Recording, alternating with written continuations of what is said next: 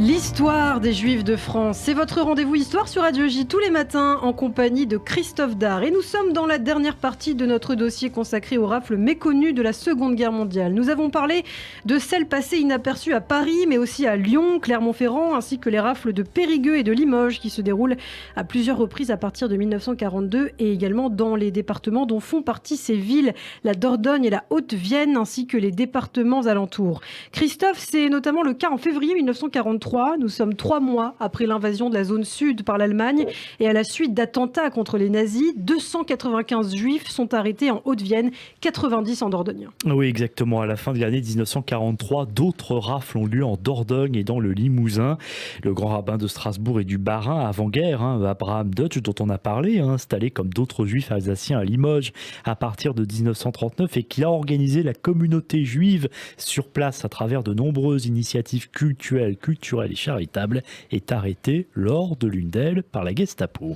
Libéré dès le lendemain, c'est une onde de choc car Abraham Deutsch a beaucoup œuvré pour les Juifs repliés sur Limoges avec de nombreuses initiatives malgré un contexte difficile. Un local a servi de campagne, une mikvé a été installée pour assurer l'alimentation cachère. Le rabbin s'est tourné vers 2 bouchers de Strasbourg, un restaurant cachère s'est ouvert et un Talmud Torah a été organisé. Le rabbin Deutsch a aussi obtenu de l'œuvre de secours aux enfants et bien l'ouverture d'un internat dont les pensionnaires poursuivraient leur scolarité dans les écoles secondaires ou en majorité fréquentaient l'école professionnelle de l'organisation Reconstruction Travail. Le rabbin Deutsch a aussi ouvert à Limoges un petit séminaire, école secondaire du 2e cycle, pour préparer ses élèves à l'école rabbinique. En avril 1944, les bureaux des œuvres d'aide sociale israélites qui font partie de l'Union générale des Israélites de France sont visés à Périgueux. 5 membres sont arrêtés et déportés. Quelques semaines plus tard, en mai, 211 hommes et femmes considérés comme suspects, juifs, résistants et communistes, sont arrêtés par la milice dans l'ensemble de la ville. La milice, en fait, a été créée en janvier 1943 par le régime de Vichy en réponse à une exigence formulée par Adolf Hitler au président du Conseil Pierre Laval, car le chancelier était inquiet des progrès de la résistance. Supplétifs de la Gestapo et des autres forces allemandes, les miliciens ne seront pas plus de 35 000, mais se révèlent un redoutable avec à leur tête un ancien combattant de la Première Guerre mondiale qui a fait partie dans les années 30 de l'organisation terroriste La Cagoule, Joseph Darnan. La milice participe notamment, bien sûr, à la traque des Juifs, le serment de la milice d'ailleurs, qui mentionne entre autres le combat contre la lèpre juive. Pour en revenir à cette rafle organisée par la milice, donc les 211 personnes sont rassemblées au théâtre Le Palace de Périgueux. Une 50aine sont libérées le jour même par la commission de triage. Les autres sont internés près de Limoges. Une 30aine seront déportés en Allemagne et vers d'autres affectés à la base sous-marine de Bordeaux. À la même période, en mai 1944, nouvelle rafle à Limoges et sa région. Le grand rabbin Deutsch est à nouveau arrêté, profitant d'une opération des forces françaises de l'intérieur qui rassemble tous les groupes militaires combattants de la résistance intérieure.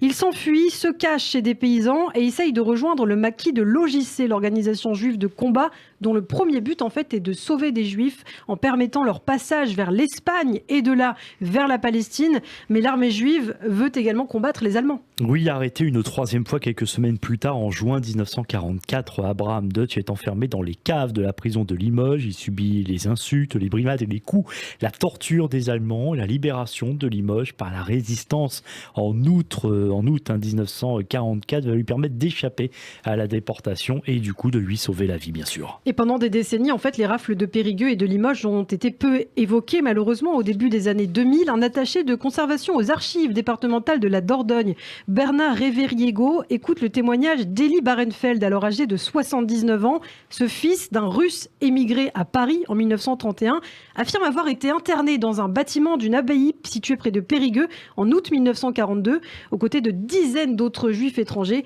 Il s'est ensuite évadé après avoir appris l'approche d'un transfert vers Drancy. Oui, exactement. Après la guerre, Élie Barenfeld écrit des dizaines de lettres à divers services de l'État, mais on lui répond toujours la même chose. Dans le centre de Chancelade, c'est là qu'il était interné. Il n'y avait que des républicains espagnols qui ont fui le franquisme, mais pas de juifs. Bernard Révériego a d'autant de mal, effectivement, plus à croire à la version et à ce que lui raconte Élie Barenfeld, que la fameuse abbaye en question appartient à sa belle famille. Finalement, il va se plonger dans les archives des services de la préfecture de la Dordogne sous Vichy et découvrir effectivement que Elie Barenfeld est bien mentionné comme s'étant effectivement évadé. L'archiviste découvre alors l'exclusion et la persécution des milliers de juifs réfugiés entre 1939 et 1944 en Dordogne et constate au fil de ces très longues recherches, que le bilan des victimes juives est 4 fois supérieur à celui généralement admis. Oui, exactement. Ce travail minutieux devient un livre paru en 2003, Les Juifs en Dordogne, préfacé par Serge Klarsfeld, dans lequel Bernard Réviriego reconstitue les biographies de plus de 1600 des 7441 juifs présents en Dordogne entre 1939 et 1945, dont bon nombre ont été déportés ou exécutés sur place, 1200 au total, ce qui représente un 16% d'après ces chiffres recensés dans le département en mars 1943. Du même coup, c'est moins que la moyenne nationale, ce qui veut donc dire que des réseaux de résistance ont été actifs pour aider les juifs et finalement peut-être plus actifs que dans d'autres départements et plus efficaces surtout.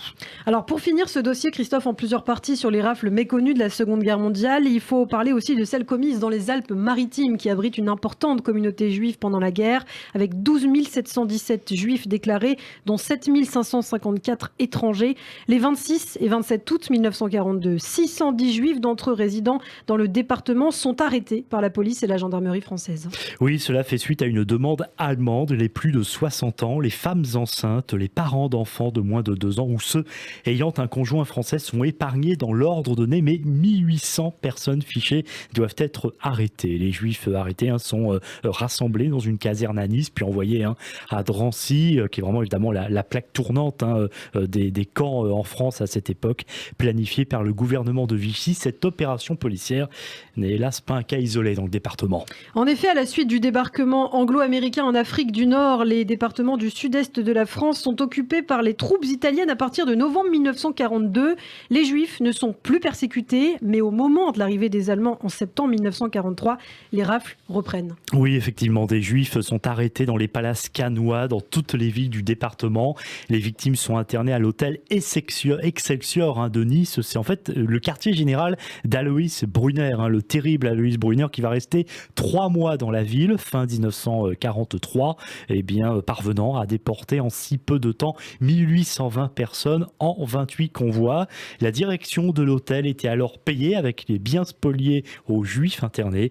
Il faut savoir au total, et d'ailleurs une plaque est installée en ce sens, c'est le chiffre qui est donné sur cette plaque, que jusqu'en août 1944, donc en moins d'un an, plus de 3000 Juifs, dont 264 enfants, sont arrêtés dans les Alpes-Maritimes, ce que l'on appelle aussi le département des Basses-Alpes, tout près, et puis également la principauté de Monaco. Merci beaucoup Christophe pour toutes ces précisions. Cette série donc sur les rafles méconnues de la Seconde Guerre mondiale en 3 parties, très important de les évoquer pour ne pas les oublier, et que vous pouvez retrouver bien sûr en podcast sur notre site internet radioj.fr et sur notre chaîne YouTube Radio J.